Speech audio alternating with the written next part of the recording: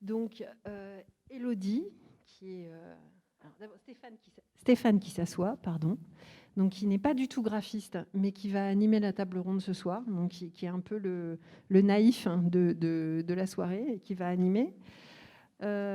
Élodie Giraud, qui est chargée de communication à Guichen-Pont-Réan.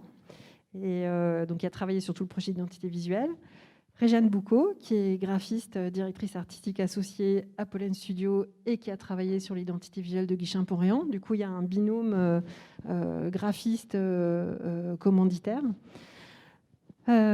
Audrey, qui est la directrice de la communication de Annecy, de la ville d'Annecy, donc qui va vous parler de comment s'est fait le projet d'identité visuelle en 2017 de la ville d'Annecy. Du coup, c'est intéressant parce qu'on a quelques années d'expérience sur cette charte graphique qui a été faite par Graphéine.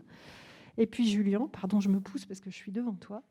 Julien Legendre, qui est designer et qui est le directeur et fondateur de l'atelier Julien Legendre et qui, lui, va partager son expérience sur le conseil départemental de la Mayenne. Voilà. Merci Laurence. Donc bonjour à tous, bonsoir. Donc je crois qu'on peut vraiment remercier tous ces participants d'être venus. Alors il y en a qui jouent à domicile, c'est comme ça qu'on dit. Et puis on s'éloigne un petit peu, on a la Mayenne et puis on a donc Audrey Coupa qui est venue d'Annecy. Merci vraiment. Donc pour info, il y a une, c'est pas par hasard aussi que tu es là aujourd'hui, c'est parce qu'il y a un, comment on appelle ça, un événement en fait qui s'appelle Capcom, justement sur la communication publique, qui a lieu pas loin d'ici au couvent des Jacobins. Donc moi, je suis le candide ou le naïf, comme vous voulez. Je vais donc essayer de comprendre, parce que c'est bien l'objectif. D'accord. L'objectif des mardis graphiques, comme on vous l'a dit, c'est pas de montrer uniquement un concours de logo ou d'identité visuelle.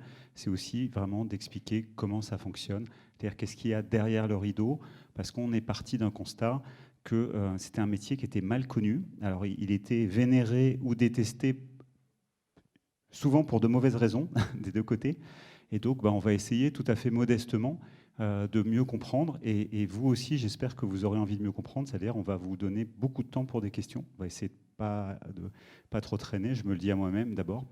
Donc, vraiment, n'hésitez pas, notez vos questions. Et il n'y a pas de questions idiotes. Au contraire, on est vraiment là pour ça. Donc, on a la chance aujourd'hui d'avoir à chaque fois... on va essayer d'avoir les deux composantes de ce que c'est que le graphisme, de comment on produit du graphisme aujourd'hui, comment on le conçoit, comment on le produit, avec à chaque fois donc, les agences et les commanditaires, c'est comme ça qu'on dit, maître d'ouvrage. Donc si on est prêt, donc je disais, il n'y a pas de question tabou, on pourra même parler d'argent. Hein, c'est ça, on peut parler d'argent, on a quelques idées de budget, mais on va surtout essayer de regarder en quoi c'est spécifique, comment ça fonctionne et en quoi c'est spécifique. Donc ce que je vous propose, c'est qu'on va faire un premier tour des trois projets. D'abord, donc le projet de Pont-Réan, de Guichen-Pont-Réan. D'abord, une identité de marque avec Élodie Giraud et Réjeanne Boucaud à côté de moi.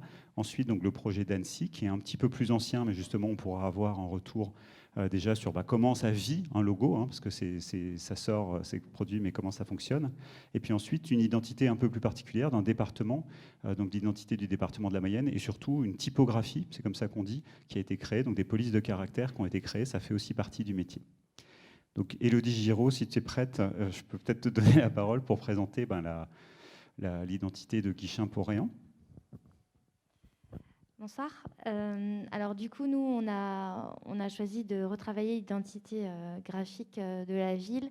On y pense déjà depuis, on y pensait déjà depuis un moment. En 2018, j'avais d'ailleurs participé au Mardi graphique pour en savoir un peu plus.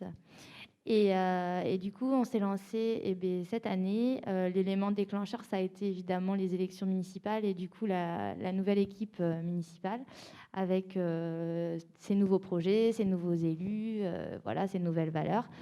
Donc c'était l'occasion idéale pour se lancer. C'est pas une démarche anodine, changer une identité graphique d'une ville. Donc voilà, il fallait qu'on travaille tous ensemble. On ne voulait pas finalement, avec l'équipe précédente, travailler ça en fin de mandat. On préférait attendre les nouveaux élus. Donc, du coup, on s'est posé, on a réfléchi à ce qu'on voulait dire à travers ce logo. On a écrit un cahier des charges et en fait, on a écrit un cahier des charges. On a invité on a laissé la porte ouverte à plusieurs agences. L'idée, c'était qu'ils nous rendent un dossier en nous présentant leur studio et une première note d'intention.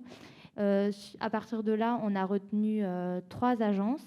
Ces 3 agences-là, on leur demandé de travailler un peu plus leurs propositions. Et après, on les a accueillis en audition. Donc l'idée, comme disait Laurence tout à l'heure, c'était vraiment de voir s'ils avaient bien compris la commande et voilà, de voir leurs propositions et d'échanger aussi parce qu'effectivement, le feeling, c'était important aussi pour nous pour travailler. Donc voilà. Ce qui est intéressant de dire peut-être aussi, c'est que donc on a retenu 3 agences qu'on leur a demandé de travailler sur notre projet. Et donc du coup, les 2 agences qui n'ont pas été sélectionnées, elles étaient rémunérées. Je pense que c'est important de le dire aussi parce que c'est un travail qui est fait. Donc voilà, pour nous, ça nous semblait logique. C'est des professionnels, donc voilà. Je crois que le deuxième micro est là. Peut-être Réjeanne, tu peux nous présenter finalement ce travail, ce qui a été fait, puisque on voit des images, mais c'est encore mieux si elles sont. Donc Réjeanne Boucaud de Pollen Studio. Bonsoir. Qui joue à domicile vraiment là pour le coup. Alors du coup, c'est un logo typographique qui est basé sur plusieurs accidents typographiques. Notamment, on voit un petit tilde qui représente la vague et la topographie du territoire de Guichen, qui est un territoire qui est assez vallonné. Et il y a aussi la Vilaine. Donc c'était l'idée de représenter ça. On souhaitait aussi représenter à travers ce petit tilde, c'était le trait d'union entre ces 2 bourgs, parce que la particularité de Guichen-Pont-Réan, c'est qu'il y a vraiment 2 bourgs. Il y a le bourg de Guichen et le bourg de Pont-Réan. Et ils ne s'entendaient pas forcément toujours. Donc l'idée, c'était vraiment de les réunir. C'est aussi un territoire qui est extrêmement dynamique. C'est une commune proche de Rennes, donc il y a beaucoup de jeunes qui viennent y habiter. Donc on a voulu représenter ça à travers le I avec le petit point qui est en minuscule. Et enfin, oui, il y a le E également qui est plus dessiné d'une façon un peu qui peut faire écho à une lettre celtique pour représenter le caractère patrimonial, parce qu'autour de Guichen, il y a beaucoup de monuments historiques.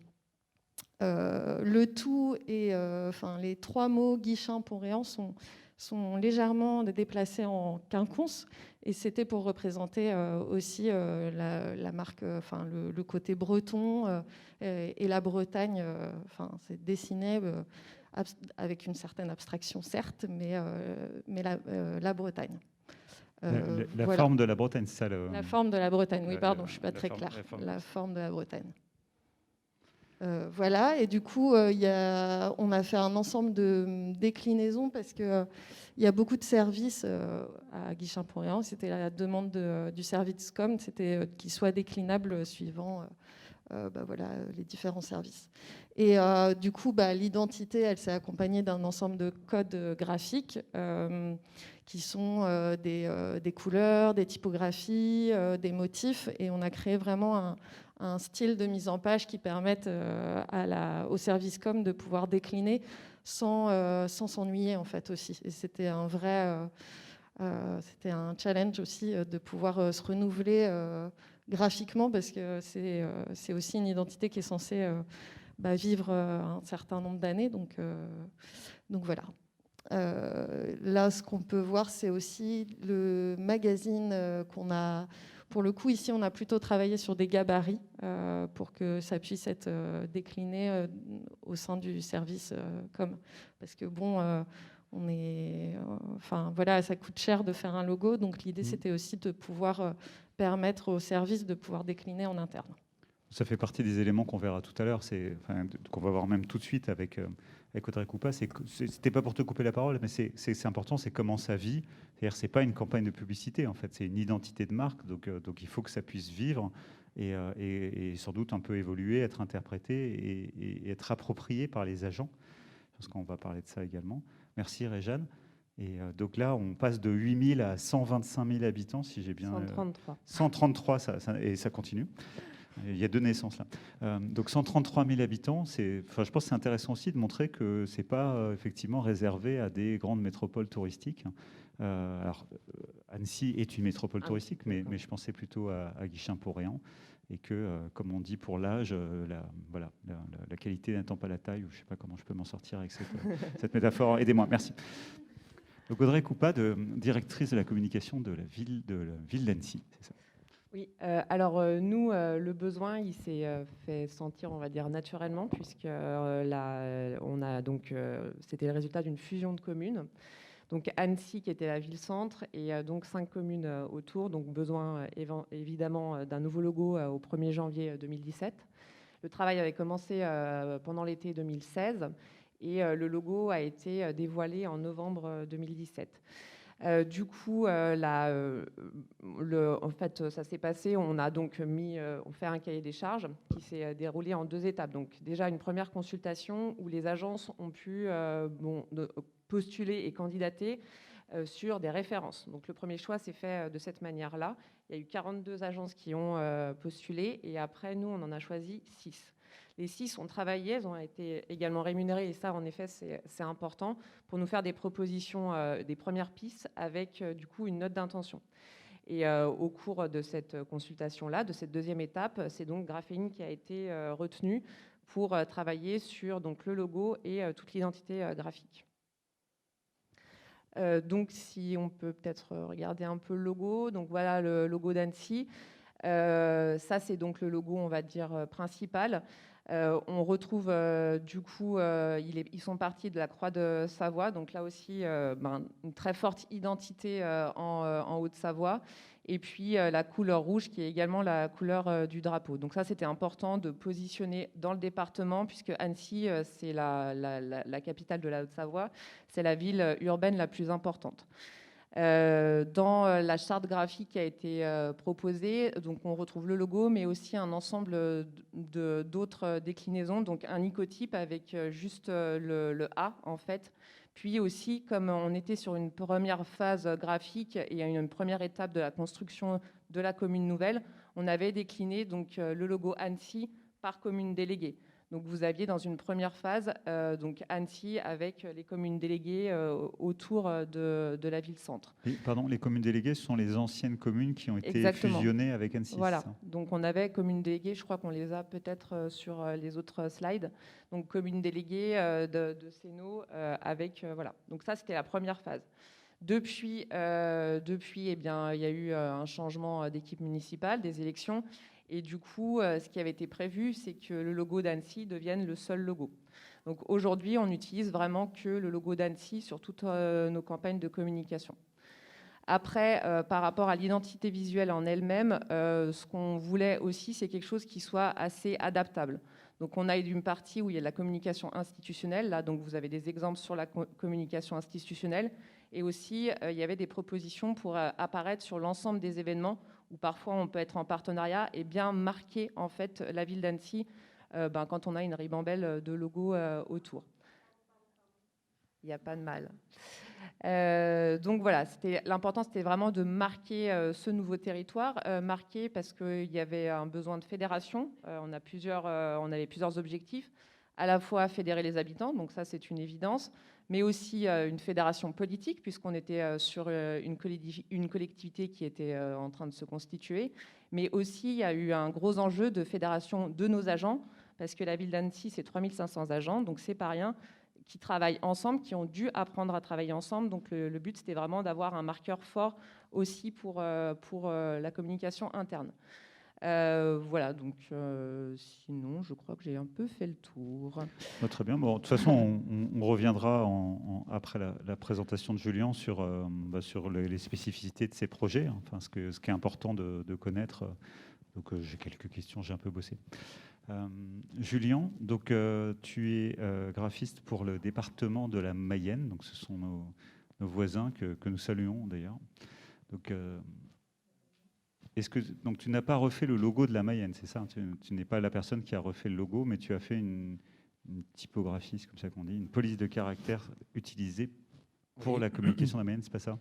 Oui, exactement. En fait, Donc, je ne suis pas graphiste du département, j'ai un studio, du coup, juste pour préciser, à part. En fait, j'ai répondu à un appel d'offres à peu près dans le même temps qu'Annecy, finalement, parce que c'était fin 2017, pour, on va dire, mettre à jour le territoire de marque du département de la Mayenne.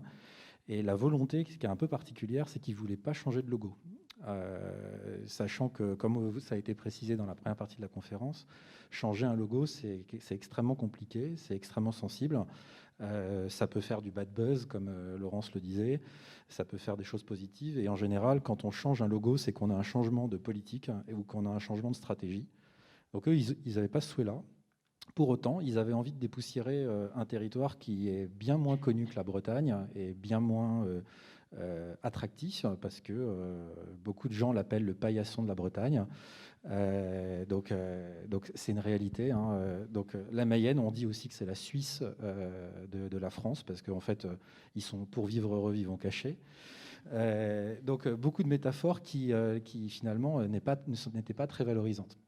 Donc ce que les politiques ont essayé de faire, c'est d'essayer de mettre un coup d'abord sur des outils pour le département, puis dans un second temps, de lancer une campagne d'attractivité, comme le font beaucoup de territoires, pour essayer de s'interroger sur les valeurs communes, nos valeurs communes, qu'est-ce qui fait qu'on fait un territoire. C'était ce qui était très bien présenté dans la première partie.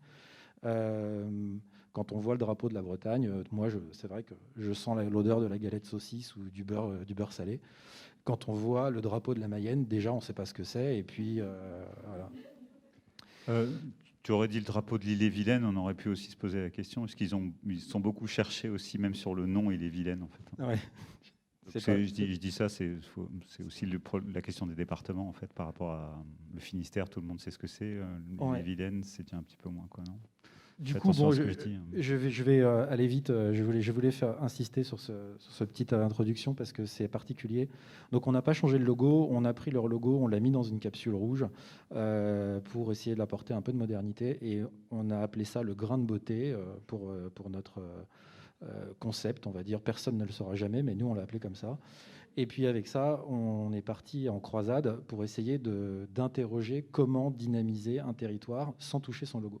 Et donc pour ça, à l'époque, il y avait un grand courant qui commençait à sortir un peu partout en France et en Europe, qui était de créer une typographie sur mesure. Donc ici, il y a beaucoup d'étudiants, je pense, dans la salle. Donc c'est un truc qui est très à la mode, très branché. On crée une typographie de plus en plus. Donc soit on fait une custom font, donc on prend une typo qui existe déjà et on essaye de la modifier, soit on part de zéro et là où on essayait de mettre du sens et des valeurs de sens dans une forme pour faire une marque, eh ben, on va essayer de le faire sur une typographie. Donc je vais très vite, mais en gros, ce qu'on a fait, c'est que j'ai un acolyte qui est mon premier assistant il y a quelques années, qui a monté son studio qui s'appelle Studio Triple, qui est un jeune typographe installé à Berlin qui est très talentueux. Je lui ai demandé ce qu'il avait dans ses cartons pour commencer, parce qu'on avait très peu de temps, il fallait répondre à un appel d'offres, donc on avait 3 semaines pour répondre à l'appel d'offres. Et en 3 semaines, on est parti d'une esquisse de typographie, et on a essayé de la modifier. Donc ici, ce que vous voyez, par exemple, pour les amateurs de typographie, c'est qu'il y a des montantes et des descendantes qui sont extrêmement faibles. Ce que ça permet d'avoir un interlignage, donc des lettres, des lignes qui sont très proches les unes des autres. Et ça permet d'avoir un impact très fort au niveau du titrage, pour quand on va faire une affiche, qu'il n'y ait pas d'air et pas d'espace entre les lignes de texte, et pour avoir des mots qui ont plus d'impact, qui soient plus forts. Donc ça, c'était une première volonté, qui était une intuition esthétique, une intuition pour donner des armes pour construire des impacts forts. Et puis la deuxième intuition, c'était d'essayer, dans cette typographie, d'apporter des rondeurs, des courbes, pour apporter de la proximité, mais pas de la proximité pour faire du friendly naïf, mais pour essayer de faire sens par rapport à ce territoire qui est lui aussi, comme de toute façon toute la France, parcouru par des courbes, des collines, des vallées, du bocage, etc. On lui a ce caractère, on lui a trouvé des liens de parenté, comme vous pouvez le voir ici, avec le Pégase, qui est le cheval, c'est l'icône, c'est la croix d'Annecy en Mayenne. C'est une terre qui produit beaucoup de chevaux. Et puis sur un slide après, on a en fait on n'a pas du tout fait de signe ou de logo. On a travaillé vraiment que le texte et donc aussi la rédaction. Et on a créé ce qu'on appelle le My Concept, qui est un petit clin d'œil à tous les anglicismes qui sont faits de plus en plus aussi dans les marques. Mais ici, on avait le droit de le faire parce que en fait, c'est le mot Mayenne. On a doté aux agents du territoire des outils assez fun en fait, pour s'amuser et pour que chacun puisse avoir des objets qui ne se prennent pas au sérieux en fait. Donc on a des mugs qui disent « C'est my life », mais on a des voitures électriques qui sont les anciennes Autolib de Paris, qui s'appellent les MyCars maintenant. Et puis on a plein de choses comme ça. Et puis, un peu comme ce qu'on a vu dans tous les autres exemples, là-dessus, on ne réinvente pas la poudre. Hein. On essaye de trouver des systèmes de mise en page pour qu'ils soient autonomes, parce que nous, notre objectif, c'est surtout de ne pas continuer à travailler avec les collectivités, mais de les laisser autonomes pour que ce qu'on fait, ça puisse être absolument autonome. Donc, on vise des utopies esthétiques, ça c'est très important, mais en même temps, il faut toujours les rationaliser et les raisonner pour que ça puisse être gérable par les graphistes en interne ou les partenaires des collectivités. Donc voilà, c'est ce que vous voyez là. La typographie, vous voyez l'impact qu'elle a parce qu'elle a des très faibles montantes. Donc les L ne montent pas haut, les P ne descendent pas très bas non plus. Et puis, je crois je ne sais pas s'il reste d'autres écrans. Non, bon, ben voilà. Donc voilà, je vous ai raconté la Mayenne. Super, merci beaucoup. Moi, je suis fasciné parce que quand vous décrivez des choses, je vois des choses que je ne voyais pas avant. Donc, je pense qu'on ne perd pas notre temps à vraiment essayer de comprendre ça. Super, merci beaucoup, Julien. C'est bien de voir l'intérieur. Alors moi, j'ai des questions que je vous pose un peu à tous. Alors, vous prenez pas. Si personne ne prend, c'est hyper gênant. Donc, merci pour moi. Donc, vous levez la main ou vous prenez le micro, vous sautez sur le micro.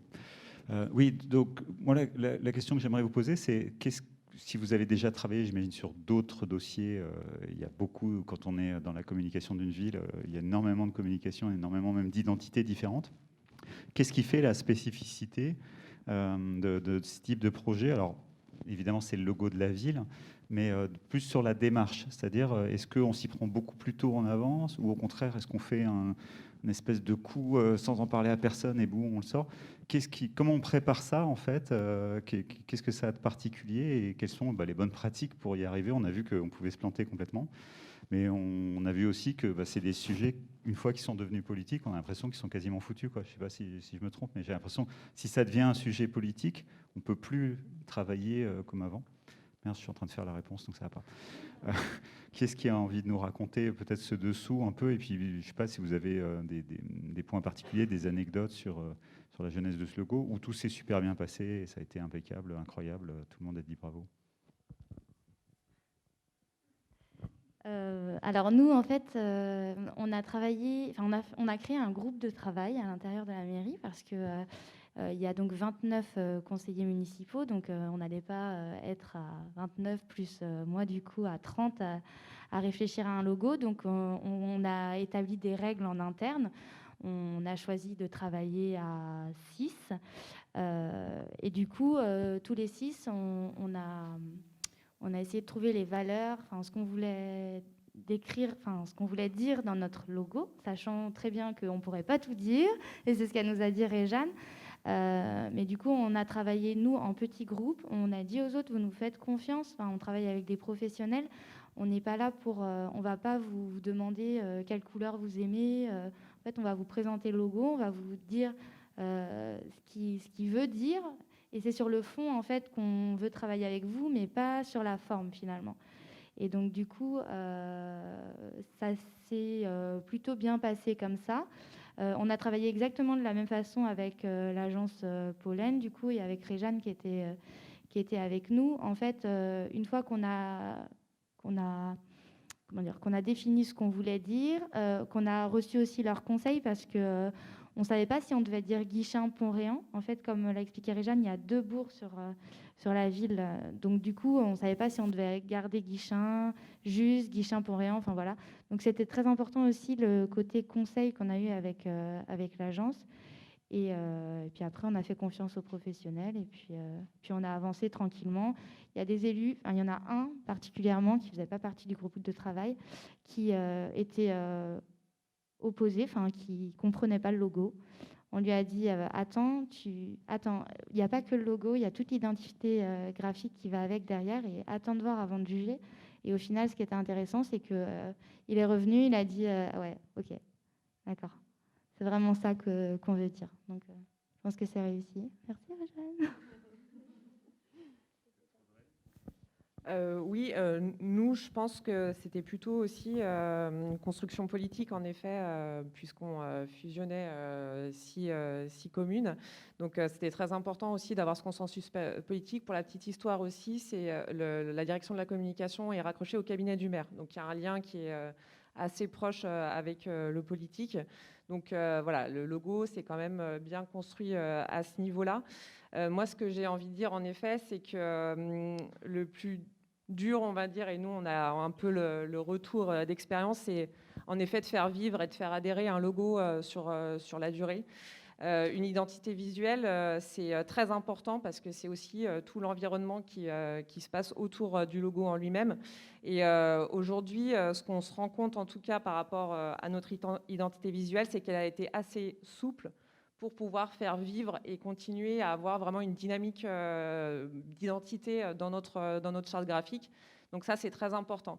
J'ai eu d'autres expériences sur des fusions aussi avec des créations de logos. C'est vrai que parfois, on s'était très enfermé dans des identités visuelles et au bout d'un moment, on est complètement coincé et on n'arrive pas à avoir un dynamisme. Donc c'est important, le logo est important, mais je crois aussi que c'est la manière dont il vit et dont il va vivre. Et puis, je pense que le retour d'expérience, pour nous, il est assez concluant, puisqu'on voit que la nouvelle équipe municipale n'a pas souhaité refaire de logo. On a simplement intégré une baseline pour donner une touche différente. Donc, ça montre que le logo fonctionne, et fonctionne au-delà voilà, des questions politiques. Donc ça, c'est très important. Qui sont les utilisateurs? Parce qu'on dit souvent quand on fait du design, on ne le fait pas, c'est pas un geste artistique justement, c'est quelque chose qui est fait pour être utile, avoir du sens. J'ai pas tout retenu. Mais donc, qui sont les utilisateurs que vous allez consulter ou auxquels vous allez penser très fort ou dont vous allez faire peut-être, je sais pas, imaginer les besoins, les agents, on disait, il va être utilisé. Les gens qui produisent la communication, comment ça fonctionne en fait? Vous les mettez dans le groupe de travail ou pas? Alors nous, on a eu une consultation qui était assez limitée, hein, comme je le dis, ça s'est essentiellement fait au niveau du politique. Donc à un moment donné, quand on a dévoilé le logo, on l'a lancé sur les réseaux sociaux, donc on a croisé quand même les doigts très fort pour pas justement avoir des fameux trolls. Ça s'est quand même assez bien passé parce que je pense qu'on avait... c'est quand même un logo qui est très typographique. Donc, c'est vrai que je pense que ça permet aussi d'avoir une adhésion. On n'a pas de petits papillons ou de petits symboles qui peuvent parfois aussi entraîner des clivages et puis du ressenti, du moi j'aime, j'aime pas. Donc, la typo, d'être assez simple au final dans le logo, je pense que ça nous a aussi permis de fédérer autour. Et puis, d'avoir cette couleur rouge qui, malgré tout, rappelle aussi un aspect identitaire de la Haute-Savoie. Et puis, cette croix de Savoie, bon, il n'y a pas tout le monde qui l'avait vue au début, hein, donc on l'a expliqué aussi, elle est assez discrète pour quand même marquer l'identité du territoire. Donc, la concertation, elle a été quand même, on a été aussi dans un temps qui était très limité, puisqu'on a été fusionné au 1er janvier 2017, et voilà, on a dû enchaîner très très vite. Donc, il y avait un besoin urgent d'avoir ce logo pour commencer à construire quelque chose, une nouvelle histoire derrière. Merci beaucoup. Donc, Audrey, peut-être pour les graphistes, est-ce que vous travaillez pour différents types de clients? Pas uniquement, vous n'êtes pas uniquement spécialisé dans le... Je ne crois pas, en tout cas pour Julien, je connais moins bien, pardon. Qu'est-ce qu'il y a de différent, en fait, justement, dans la prise en compte des besoins? On peut être... Est-ce que ça peut arriver, par exemple, que vous voyez des besoins, c'est un peu ce que tu évoquais tout à l'heure, que eux n'ont pas forcément, dont ils n'ont pas forcément connaissance, puisque tout le monde n'a pas vécu 3 changements de logo? Donc, est-ce que vous devancez un peu les besoins en disant attention, ça paraît intéressant, mais ça va être compliqué à utiliser pour vos agents ou pour vos imprimeurs ou pour les différentes parties prenantes? Alors moi, je vais répondre à mon niveau. Alors, c'est vrai que moi, j'ai commencé ma carrière en travaillant avec le public, avec les institutionnels, et j'ai fui assez rapidement, après, on va dire, 5 ans de travaux forcés quasiment, à perdre beaucoup d'appels d'offres, beaucoup d'énergie, beaucoup de pleurs, de rires, de joie. Enfin bref, c'était assez compliqué. J'avais à peu près l'âge des étudiants qui sont dans la salle, parce que je me suis mis à mon compte, j'avais 22 ans à peu près. Et donc, c'était très douloureux. Donc, je ne tape pas sur les institutionnels, mais pour répondre à votre question, l'appel d'offres ou la consultation, et c'est intimement lié au support qu'il y a derrière, est un exercice de style qui est extrêmement difficile. Il y a des architectes qui ne font que perdre des projets et qui ne vivent que en perdant des projets. Donc, c'est des gens qui ne réalisent jamais rien. Il faut quand même s'en rendre compte. J'utilise l'humour pour que vous puissiez vous rendre compte de la stupidité de la situation. Donc la grosse différence, là où je veux en venir, c'est que la grosse différence entre l'institutionnel et le corporate, le privé, c'est qu'en général, dans le privé, on a moins d'état d'âme à taper du poing sur la table et à dire « je veux travailler avec cette personne, ça coûte tant, c'est moi qui fais le chèque ». Et après, mes collaborateurs, mes employés, les directions de la communication, du commercial, du marketing, ils se débrouilleront pour travailler avec ces équipes et pour avancer de cette façon-là. Je prends un exemple caricatural, mais ça veut dire que dans l'institutionnel, on essaye plus fort que jamais aujourd'hui de justement faire de la prévision, prévoir au maximum les cas d'utilisation du graphisme, des territoires de marque. Vous en parliez juste avant. Le territoire de marque, c'est presque plus important que le logo parce que c'est là où c'est la rencontre, c'est le lieu commun entre les citoyens et les agents qui sont derrière, et le politique qui a des idées et qui veut les faire exprimer, et les élus qui ont des missions. Et dans les marques, c'est moins le cas. Donc je vais m'arrêter là pour ma réponse, mais dans les marques, c'est moins le cas, puisque les marques, en général, répondent à une vente d'un service ou à une vente d'un produit. Et prévoir, charter les supports, c'est aussi très présent. Mais je trouve qu'il y a moins d'intention de vouloir faire de la prévision lors de l'appel d'offres. C'est-à-dire tout au début, en fait, on ne se connaît pas. Quand les graphistes répondent à des appels d'offres, on ne connaît personne, mais on doit tout prévoir tout de suite. Et pour moi, la différence, elle est essentiellement là. Donc assez technique. Et Réjeanne, peut-être juste un mot. Je suis désolé, on n'avait pas préparé cette question-là, mais j'ai dit à Charlotte que je ferais des questions pièges. Alors, je vais dévoiler un peu de ton intimité. Tu habites pas loin, en fait, de Guichen.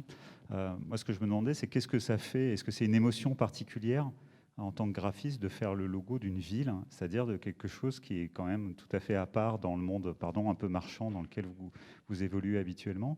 Est-ce que tu dis, j'ai croisé des gamins avec mon logo qui est dessiné sur leur sac ou voilà. Est-ce que c'est quelque chose de particulier ou au contraire, c'est quelque chose de technique ou de classique pour vous, quoi? Non, je pense qu'il y a, comme on le disait tout à l'heure pendant la conférence, ça vient aussi un peu du cœur. Enfin, on fait un métier qui est un métier de Lego, finalement. Du coup, quand on sort quelque chose... Lego avec une apostrophe, c'est ça, hein? Ouais. Quand on sort quelque chose, on le sort vraiment de nos tripes. Donc, c'est sûr que de connaître le territoire pour lequel on va faire une identité, ça a beaucoup plus de sens. Et pour l'anecdote, c'était pas la première fois que je faisais un logo pour un territoire qui était proche de chez moi. Donc, j'avais déjà eu l'occasion de ressentir ça. Mais je pense que oui, il y a eu une implication, en tout cas, qui était réelle et intense. Et après, je pense que ça se joue aussi au niveau relationnel. En fait, on s'investit aussi dans un projet parce qu'en face de nous, il y a des gens qui nous font confiance. Et voilà, je voulais parler aussi de ça. C'est que je trouve que c'est hyper important quand le commanditaire en face de nous, il nous fait réellement confiance et il nous dit bon, allez-y, il faut aller jusqu'au bout de cette identité-là. Voilà. Oui, c'est un travail un peu de symbiose, hein, si on peut utiliser des mots avec des Y. J'essaye d'en mettre un paquet. Non, il n'y a pas d'Y dans symbiose, je ne sais plus si, il y en a deux. Donc de symbiose entre les deux, c'est d'ailleurs pour ça qu'on est là. Enfin, c'est bien l'idée, justement, c'est pas de dire que c'est juste les graphistes qui vont parler de graphisme ou que les maîtres d'ouvrage, c'est comme ça qu'on dit, en fait, que les donneurs d'ordre, je vais y arriver, c'est pas beau non plus, les directions de la communication. Merci en tout cas. Moi, ce que je vous propose, c'est qu'on prenne vos questions et puis vous avez sûrement posé les questions que j'avais envie de poser, donc comme ça, je ne les poserai pas 2 fois. Alors, on va faire circuler le métro. Le micro, c'est pas du tout Covid et le métro, j'espère qu'il circule aussi. J'ai droit à 3 lapsus, ça, c'est bon. Est-ce que vous avez des questions là-bas au fond? Il y a des questions. Ouais, on va essayer d'essuyer. Ça va faire un super bruit à chaque fois. Vraiment, poser toutes les questions, c'est maintenant. Il n'y a pas de questions idiotes. Hein. Ok, moi ça tombe bien. J'ai plein de questions.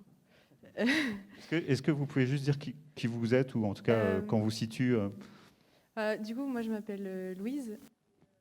Vous parlez de choses qui me sont très familières parce que je suis à la fois étudiante en graphisme, jeune graphiste et élue dans une petite commune de 7000 habitants. Du coup, la première question que j'ai envie de vous poser, c'est des 2 côtés, comment s'établit le budget? Parce que du coup, moi, dans ma commune, je vois ce que ça représente 15 000 €.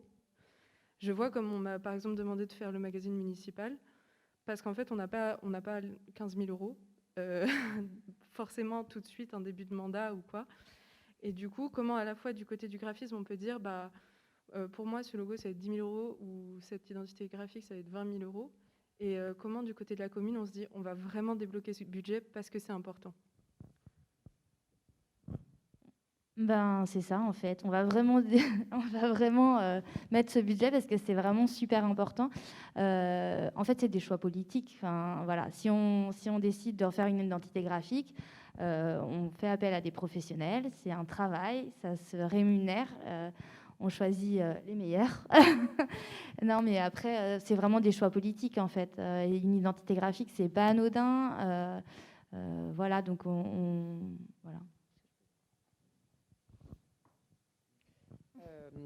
Oui, en effet, c'est pas anodin une identité graphique. Et moi, je voudrais juste aussi dire que le budget, il est important. Et notamment, on disait sur la durée, quand on voit que les logos, on sait que c'est minimum 10 ans. Voilà, l'investissement, il peut être que rentable.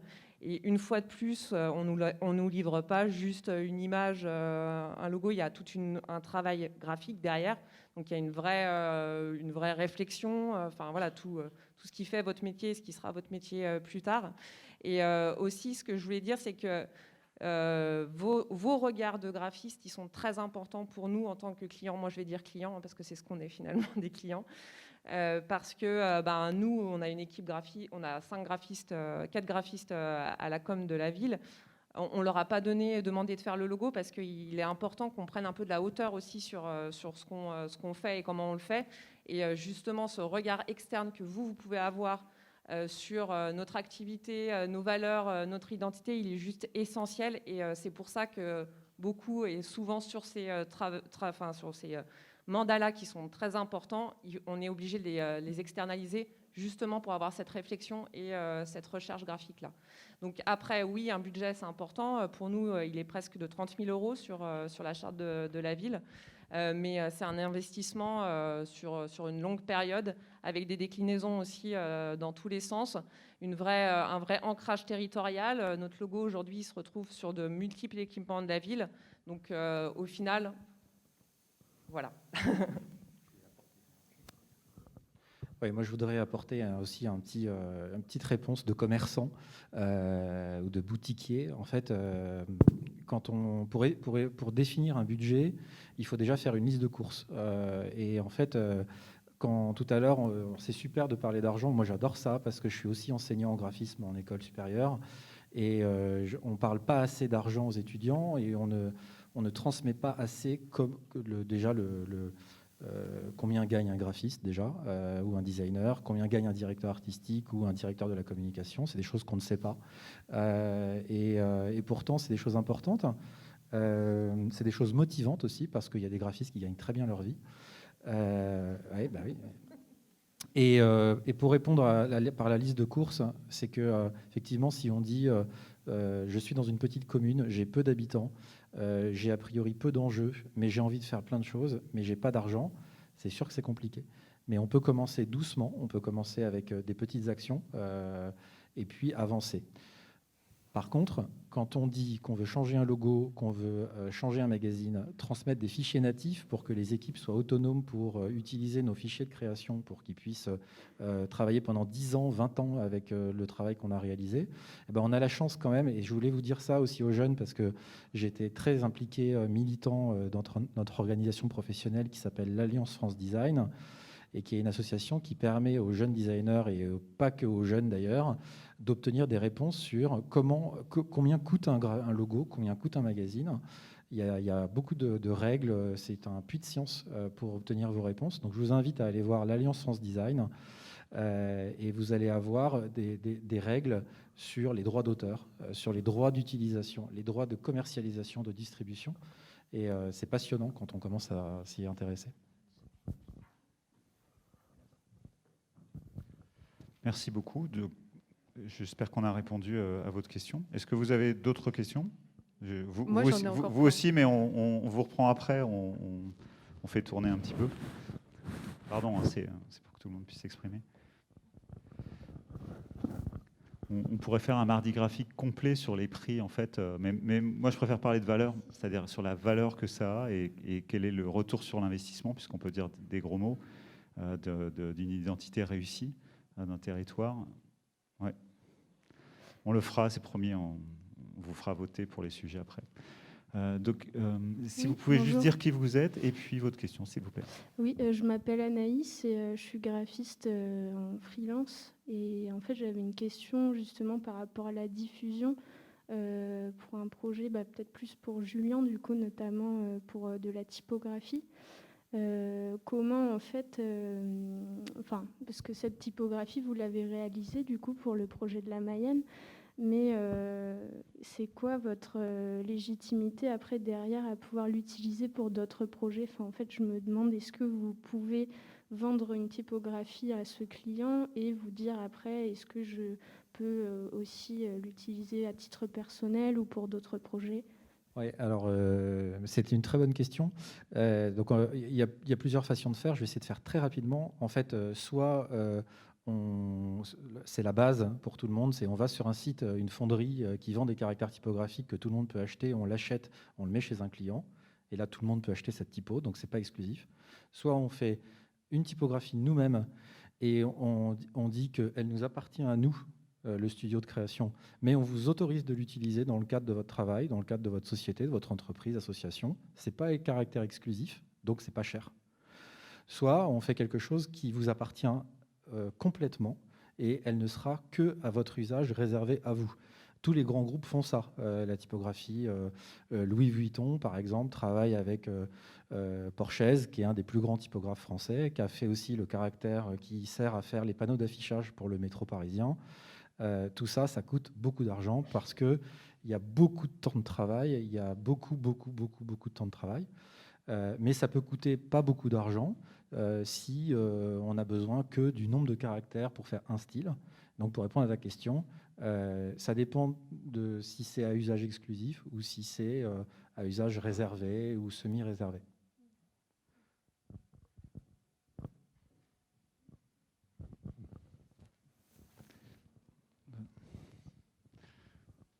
Il faut lancer le micro, vous faites du basket, j'espère. Désolée, ça fait du bruit à chaque fois que je le nettoie.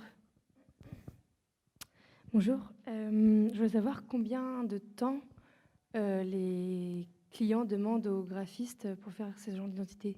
Pas assez. Question suivante. Parce que j'ai l'impression qu'à chaque fois, c'est assez dans la précipitation.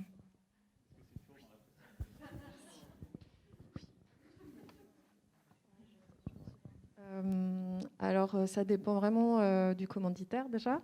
Mais là, en l'occurrence, pour Guichin, la consultation a commencé en janvier et on a sorti l'identité finale en juillet. Je crois que c'est ça. C'était assez speed, mais sachant qu'en fait, pour l'appel d'offres, on avait déjà fait 3 propositions de logos. Et c'était la piste qui a été retenue avait déjà été. Il n'y a pas eu de nombreux allers-retours en fait sur la proposition qui a été faite pendant l'appel d'offres. Donc derrière, c'est tous les codes graphiques et le style de mise en page qui ont été définies.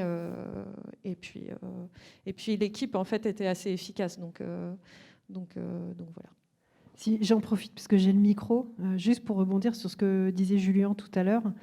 C'est vrai que les appels d'offres, souvent, quand on répond à un appel d'offres public, on donne tout, en fait. On doit tout faire. On doit faire le logo, on doit montrer comment il va être décliné, etc. Donc, une grande partie du travail n'est pas finalisée, mais est déjà bien avancée au moment où on a fait l'appel d'offres. Donc, je suis tout à fait d'accord avec ce que disait Julien. Ça peut être déstabilisant parce que c'est vrai qu'on met tout notre cœur dans un appel d'offres et on a quand même parfois aucun contact avec le pouvoir public et on ne sait pas du tout si le travail qu'on a fait est apprécié ou pas. Et quelques semaines plus tard, on reçoit une lettre avec 2 lignes pour dire malgré tout l'intérêt de votre proposition, vous n'avez pas été retenu, blablabla. Donc voilà, mais en tout cas, une partie du travail est souvent faite en amont. Alors même si c'est des intentions, ça oriente déjà le travail. En amont d'une consultation, c'est toujours très délicat parce qu'on veut gagner la consultation, donc on veut mettre toutes les chances de son côté, donc on veut bosser, je sais pas, peut-être 5 jours dessus. Mais en même temps, on pourrait bosser 10 jours. Des fois, on a la bonne idée tout de suite, des fois, on l'a pas tout de suite. Et comme on n'est pas forcément... Alors, on est dédommagé, mais ça n'est qu'un dédommagement, donc ça n'est pas à la hauteur, en général, du travail qui est fourni. Je ne sais pas, les appels d'offres, les dédommagements, ça va de 300 € jusqu'à maximum 1200 €. Voilà, donc pour faire des propositions de logo, c'est pas énorme. Enfin, c'est pas ce que coûte le travail d'un graphiste à la journée. Mais voilà, on a envie de gagner, donc on y va à fond, quoi. Je me suis perdue. Du coup, il y avait une question au fond.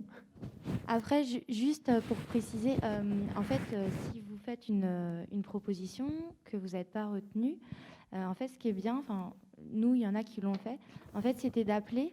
Donc, vous appelez et vous demandez pourquoi vous n'êtes pas retenu, en fait. Je trouve que c'est intéressant parce qu'on a des bons échanges et les graphistes, enfin, moi, j'en ai eu un en ligne qui m'a appelé pour me demander, voilà, est-ce que vous pouvez m'expliquer pourquoi j'ai pas été retenue pour la prochaine fois, quoi.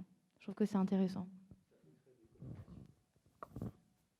Ouais, complètement. Pour moi, ça peut créer des collaborations parce que ça nous permet déjà aussi de voir un peu quels sont les angles graphiques. Donc moi, en tout cas, ça m'est déjà arrivé de travailler avec des personnes qui avaient candidaté à un appel d'offres qui n'avaient pas été pris, mais parce que derrière, j'avais une autre campagne qui suivait, qui était un peu plus dans les valeurs justement qu'on m'avait proposées. Donc voilà, moi, je trouve que ça crée des liens. Après, je ne vais pas faire ma pro des marchés publics, c'est pas le propos.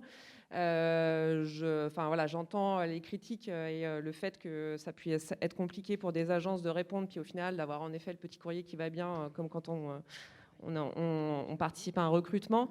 Par contre, il faut savoir que c'est quand même, on travaille pour le service public, pour des fonds publics. Donc c'est aussi pour ça qu'on est tenu de faire ces mises en concurrence-là.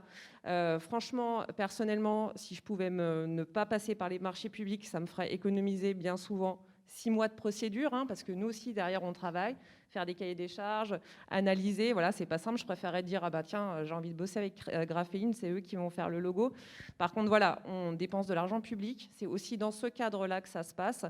Donc, on ne peut pas faire du poing sur la table et puis dire c'est lui et c'est personne d'autre. Donc, voilà, c'est juste pour remettre un peu dans le contexte. Et puis, pour nous autres clients, puisque nous sommes toujours des clients, ça nous permet aussi, je trouve, parfois de pouvoir juger de manière objective certains travaux. Et ça peut être aussi un plus parce que c'est pas toujours évident, surtout dans la communication, d'avoir un regard objectif sur les propositions qu'on nous rend. Donc, voilà. Ce cadre des marchés publics nous permet aussi de pouvoir analyser sur des critères très objectifs des propositions. Bonsoir, donc Maïka Elota, je suis responsable communication à l'hôpital Robert Ballanger à Aulnay-sous-Bois, donc en région parisienne. Alors moi j'avais une question pour la directrice de communication d'Annecy. Donc concernant le logo, comment vous avez fait pour que les autres communes, donc Annecy et la commune principale, comment vous avez fait pour que les autres communes adhèrent justement à ce projet et puissent s'approprier justement l'identité visuelle et le nouveau logo qui ne comporte que le nom d'Annecy? Alors, ça n'a pas été simple. Ça, c'est une évidence. Déjà, rien que de partir sur le nom, c'est un peu bête, d'Annecy, c'est pas forcément évident, puisqu'il y avait plein de communes autour. Bon, ce qui a fait consensus, c'est que évidemment c'était la ville la plus importante de la fusion. Après, vraiment, ça a été des jeux politiques. J'ai pas tous les tenants, aboutissants de comment ça s'est passé. Mais comme je disais, il y avait vraiment des choses qui ont fait consensus, on va dire. On était aussi dans un moment politique qui était assez consensuel, puisque voilà, on avait 6 maires qui voulaient travailler ensemble. Donc ça, voilà, ça permettait aussi de pouvoir se réunir autour d'un logo. Et puis, voilà, la couleur rouge, mine de rien, le drapeau, c'est des choses qui étaient partagées même au niveau départemental. Donc, c'était on va dire des symboles qui faisaient assez sens, en tout cas dans la façon de mener ce logo-là. Mais bon, comme j'expliquais tout à l'heure, la fusion a eu lieu le 1er janvier 2017. Le logo est sorti en novembre 2017. C'est pas pour rien. Il y a eu voilà, quelques allers-retours avec les politiques. Il y a eu aussi des personnes qui n'étaient pas forcément OK avec ce qu'on proposait. Donc le premier rendu de l'agence, ce n'est pas celui qui est sorti au final en novembre 2017. Il y a eu pas mal d'allers-retours et ça a été retravaillé. D'accord, merci. Bonjour, Christine Yomé, service communication de l'hôpital de Montfermeil en Seine-Saint-Denis. Une question toujours à la directrice d'Annecy. Ouais, c'est la preuve. Vous disiez que vous étiez très en lien avec la politique. Comment la politique et la direction de la communication se sont mis d'accord ? Est-ce qu'il y avait, vous étiez tout de suite en osmose ou vous avez rencontré des difficultés à convaincre et qui a réussi à convaincre qui ? Après, voilà, c'est ce que je viens de dire. Nous, en fait, on travaille pour le politique. Donc, à un moment donné, on a travaillé avec eux pour définir les valeurs qu'on voulait sur ce logo-là. Et après, ça s'est fait dans un consensus politique aussi. On n'a pas eu des grosses barrières fondamentales sur le logo. Je crois qu'on était vraiment dans un moment où, comme je le disais, ça se construisait. Donc, il y avait une envie aussi d'avancer ensemble sur un projet commun de territoire. Et voilà, donc c'est pour ça que ça a fait sens au final, l'arrivée du logo. Et puis il y avait vraiment un besoin parce qu'au début on avait 6 logos les uns à côté des autres, ça devenait plus vivable en fait. Il y a encore des questions ? Ouais.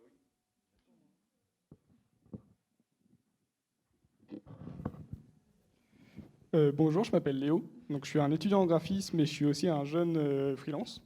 Donc, je me demandais si c'était possible, dans un cadre d'un commanditaire privé, d'influencer ce qu'il pouvait penser, dans le cadre où il pourrait avoir une demande qui ne soit pas à la page ou des souhaits qui ne seraient pas en adéquation avec la demande.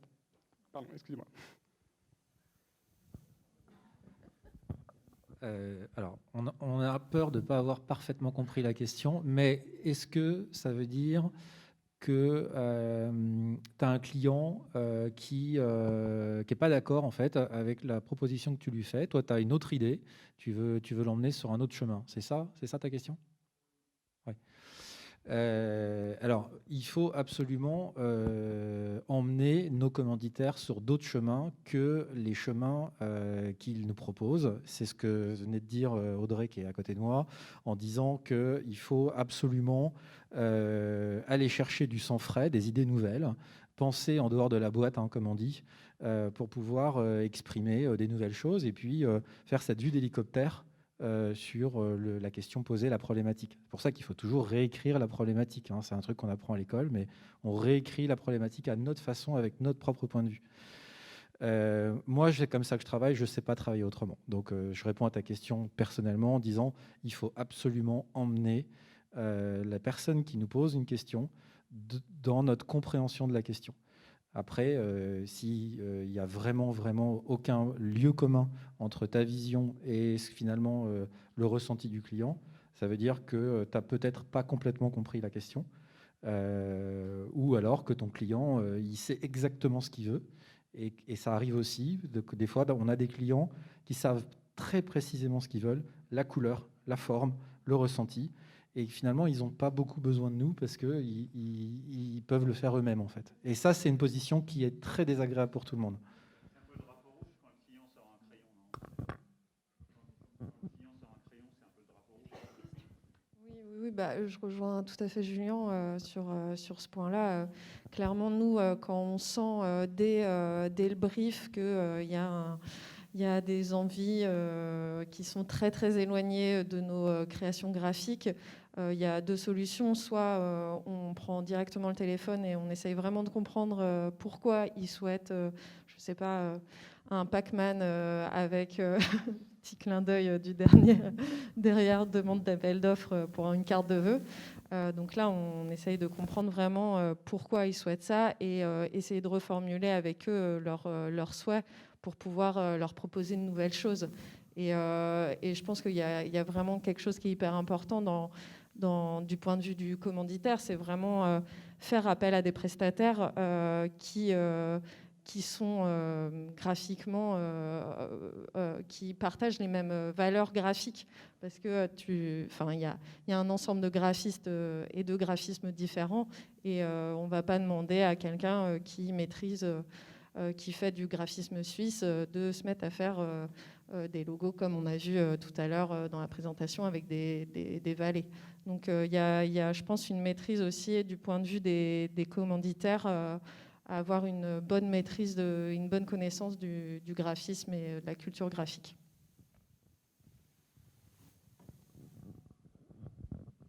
Merci beaucoup. J'espère que vous trouvez ces réponses précises et pertinentes. Mais n'hésitez pas à poser encore des questions si vous en avez. Donc vous aviez plein de questions, donc on vous redonne la parole. Super, merci. Moi, je me demande, du coup, pareil, je commence à travailler un peu. Et j'aimerais beaucoup faire de la communication pour du public, pour la municipalité, par exemple. Comment on travaille pour des municipalités? C'est-à-dire vous parlez beaucoup d'appels à projets, mais on les trouve où? Alors c'est megalis.bzh. Non. Oui, c'est ça. Est-ce qu'il faut que je fasse tous les sites internet de toutes les mairies de France pour trouver là où il y a les appels à projets? Pardon, là je peux peut-être répondre rapidement. Non, au contraire, les appels d'offres sont beaucoup mieux qu'avant d'ailleurs.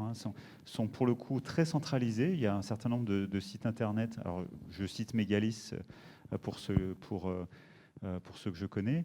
Donc il y a des sites internet et en fait vous vous abonnez à des mots, c'est exactement comme dans Google, vous allez demander des alertes sur un certain nombre de termes, vous allez déjà regarder, c'est de plus en plus ouvert. D'ailleurs il y a quelqu'un, on fait un peu de cocorico, mais il y a quelqu'un à la région Bretagne ici qui est directrice juridique, qui a beaucoup œuvré justement pour améliorer ce qu'on appelle l'ouverture des données sur les achats publics. Donc vous pouvez normalement remonter dans beaucoup d'appels d'offres. Vous pouvez par exemple regarder si une collectivité avec qui elle a travaillé, combien d'appels d'offres elle a fait dans les X dernières années, est-ce qu'il y en a qui ont été infructueux, c'est-à-dire qui n'ont pas donné de résultats. Donc attention, oula, faut que je me méfie, etc. Donc c'est extrêmement compétitif, extrêmement cruel. Parce qu'on tue des bébés, moi c'est l'image que j'ai, on vous amène des bébés et puis vous allez en garder qu'un, vous tuez les autres, on est dans la mythologie. Donc on tue des bébés, parfois des beaux bébés, mais c'est pour faire grandir les autres. Mais par contre c'est très bien documenté, c'est très technique, on s'y habitue assez vite.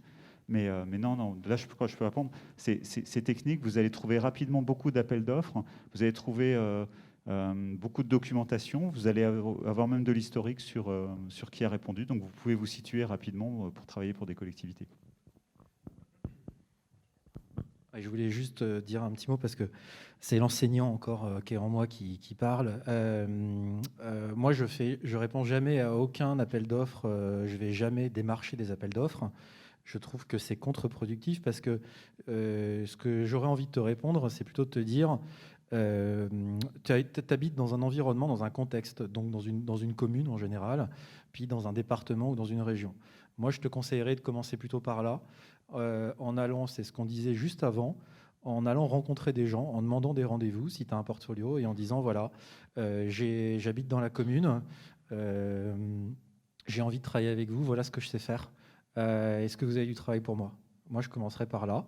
Et en fait, de rencontre en rencontre, tu vas devenir une professionnelle. Oui, complètement. D'autant plus que, pour de vrai, quand on fait des appels d'offres, bien souvent, on fait des petits coucous aux agences aussi, soit qu'on a repéré, parce qu'on a aussi le regard ouvert et qu'on regarde nous aussi stratégie et différents magazines graphiques ou même étapes graphiques.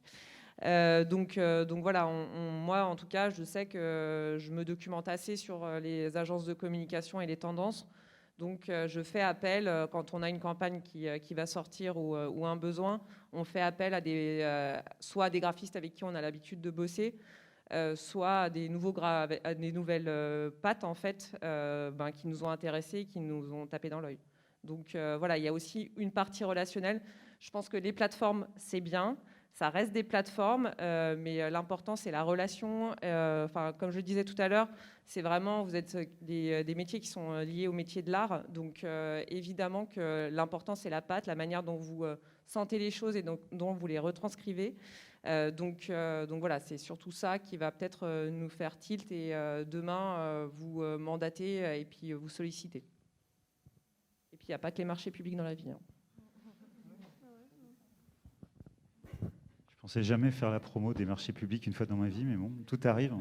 Non, enfin, on va arriver vers la conclusion, donc on va reprendre encore. Ouais, on a encore une question. Juste pour une remarque, vous voyez bien, enfin, ce qu'on essaye de montrer aujourd'hui. D'accord, c'est un métier graphique, c'est des choses qui se voient, c'est des choses qui se créent, mais c'est d'abord un métier de personnes qui se parlent. Je veux dire, ça, c'est vraiment important. C'est un métier où, pour arriver à ça, il y a énormément de réunions, de discussions, d'échanges. De mots. Hein. C'est un métier de mots, paradoxalement, c'est un métier d'échange, de sens. Donc, on voit beaucoup le côté graphique, mais pour arriver là, en fait, il y a un gros travail en amont de sourcing, c'est comme ça qu'on dit en français, ça, et des gens, et aussi de voir ce qu'ils disent, des prises de parole. Donc, vous aussi, prenez la parole, expliquez ce que vous faites aussi. Bonjour, je suis Yann Pasco, directeur de la com de Montigny-le-Bretonneux dans les Yvelines. Le Breton. Ma question s'adresse aux deux agences.